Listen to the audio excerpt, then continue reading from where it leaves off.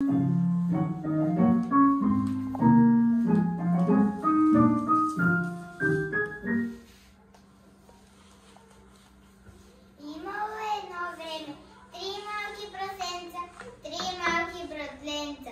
времето минало и прасенцата пораснали. О, не! Мисля да разкажа, но май е по-добре да ви покажа.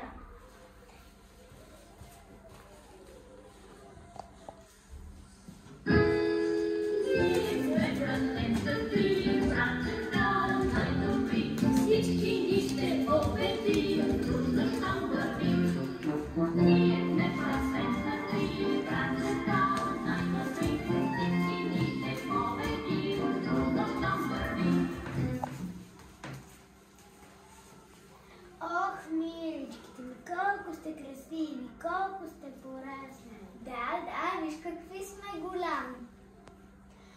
Ами, че време ви е вече да се изнесете от тази къща и да си направите свои.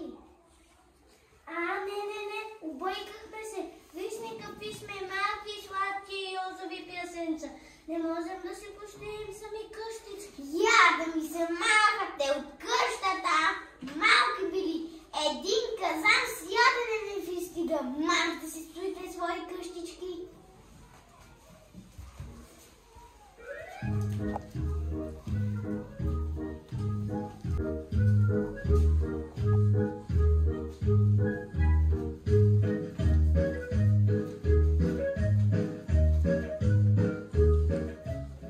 Братлета, сетих се.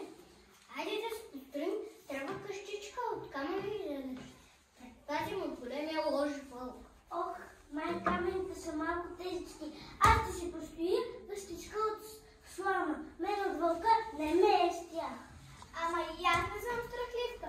Ти се разправяй с твоите камъни, аз ще си построя къщичка от съчки.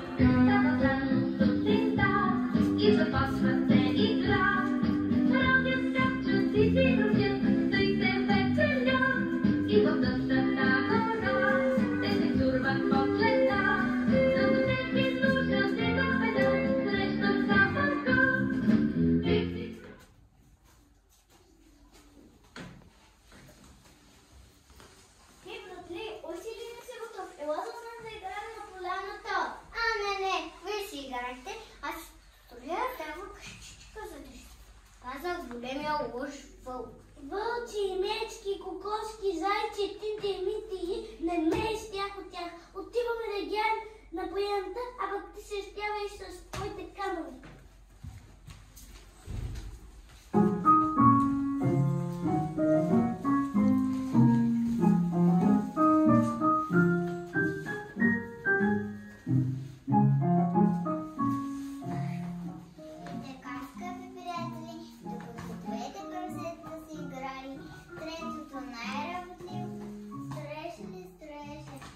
Изведнъж стана тя каквато стана.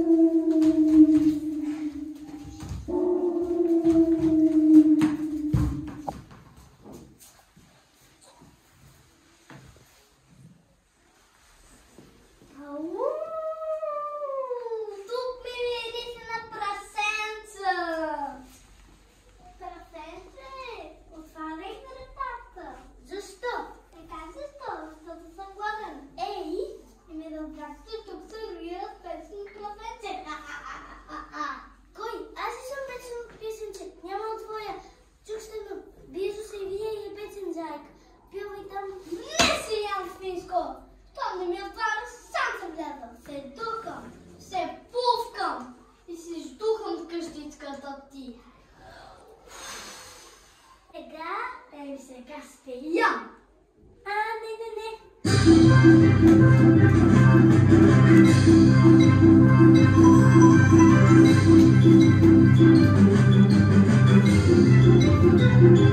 Защо си толкова плашен? машин. Един вълк идва насам. Иска да ни изяде моите скина. Истински ли вълк? Не си бързо. Какъв късмет ми е стал. Бедно, а целите прасенца си взема за дома. Прасенца, опалите или по трудния начин си го прави. По трудния. Се духам, се пускам и си издухам къщичката ти. Ами сега трябва да бягаме.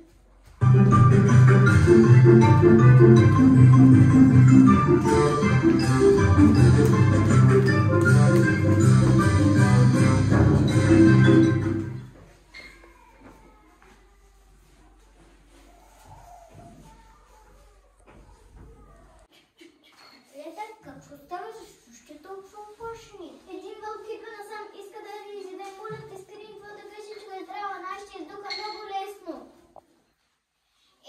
Братлета, казах ви да си построите здрави къщички, но вие не ме послушате. Не мога да ви оставя в такава вода. Влизайте.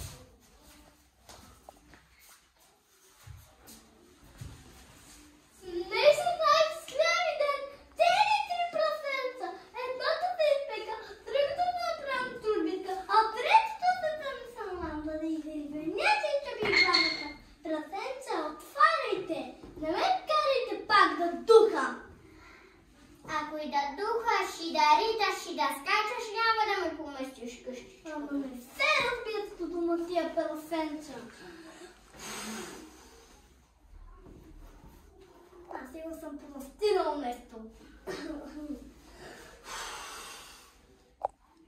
Казах ли ти се нищо няма да ме направиш?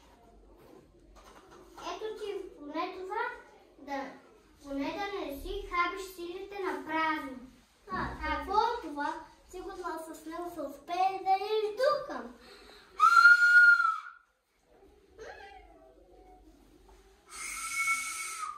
И сега какво се трябва? Не се ядосвай, Вълчо, за овесен ставаш нестрахотен музикант. Знаете ли ти прав, ще стана музикант, ще правя концерт, ще раздавам автограми. И вече никой няма да го на всички ще идват при мене.